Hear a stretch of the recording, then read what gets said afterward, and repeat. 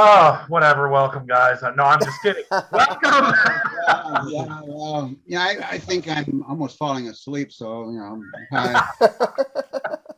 Great, we're going to get the good stories now. Welcome to Talking with Tom and Jim. I'm your host, Jeff Greenwald. Next to me is Daniel Dye, who is filling in for the ghost of Matthew Rose, who is still on. He hasn't become the ghost yet. So, no, I don't want to feed into rumors. He is fine. And by the time this airs, he'll probably be interspersed in other episodes. So the joke goes nowhere. And we are here with Tom and Jim, Tom Goldrup, Jim Goldrup, film historians, authors who have written 4 books on the golden age of Hollywood, who have actors themselves and world travelers and anything else I can dig out of their biographies, I would say, and have the greatest stories ever. So we are here talking with them, and welcome to the show, guys. Yay! Thank you. When we were Jim said something about we were getting ready here. Oh, yeah. Jim said something about his lemonade. Yeah, I'm drinking some good Paul Newman's lemonade. And that brings me to my question, because, okay, a little while ago we talked about movies that you have on VHS, and I'm like, oh shoot, I don't have a VHS player anymore. And you can't get it on DVD or anything like that, so you can't watch it. And it reminded me of one of the movies that I loved when I was a kid, and I had my mom go out of her way to buy it, and it's on VHS, and I've never opened it because I don't have a VHS player.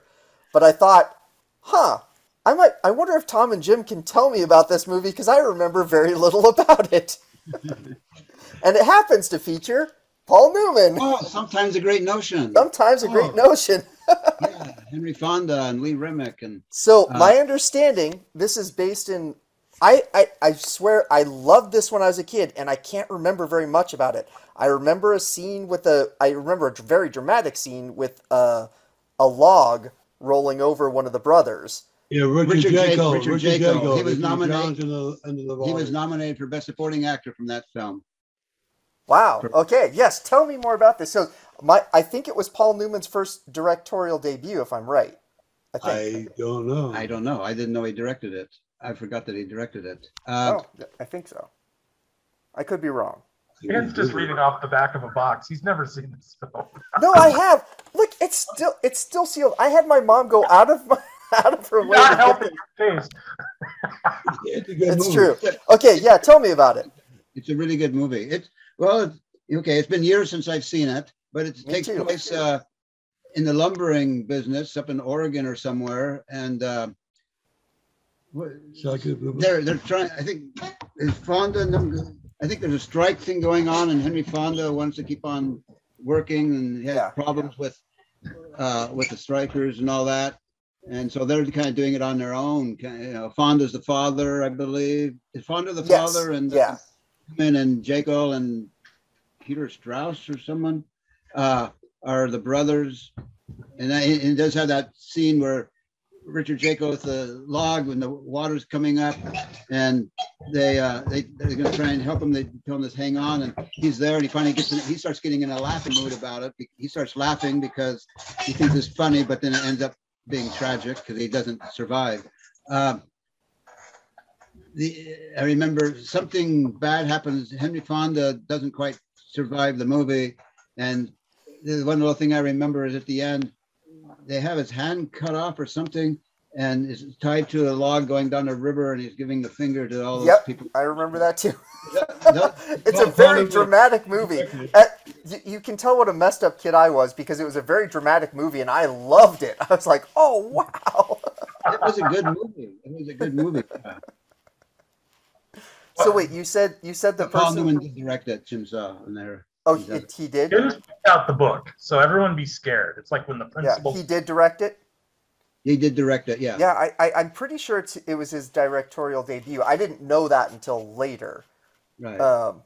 But in any case, Paul Newman's second directing job. Second directing job. Second directing job. Okay, I got it wrong. His first is Rachel. Rachel was his first one. I don't remember that film. Okay.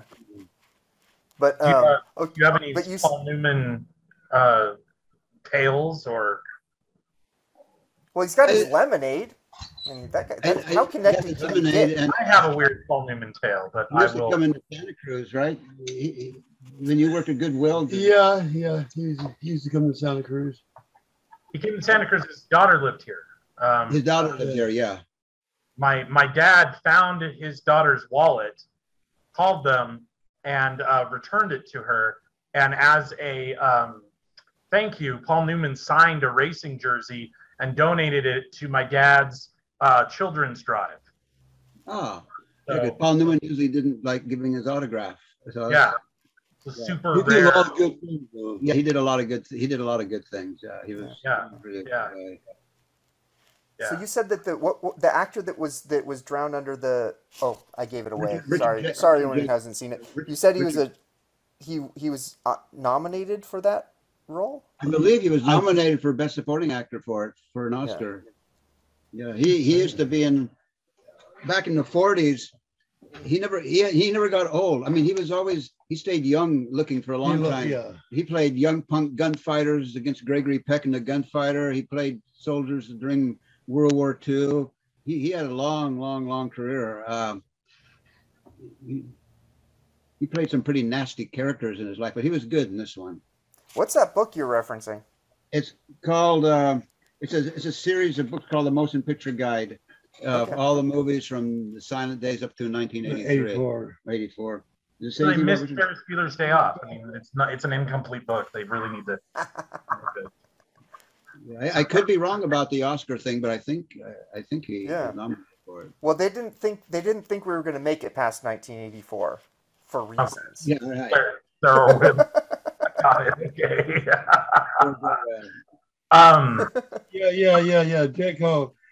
Jaeckel drowned. It's the best scene in the picture, and surely the reason Jaeckel received an Oscar nomination. Oh, okay, yeah. Yeah, I still don't quite know how they did that, but that was it was a memorable scene. It was. Yes. It was, yeah.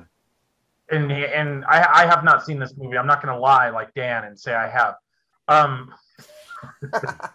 But did you say Henry Fonda is also in it?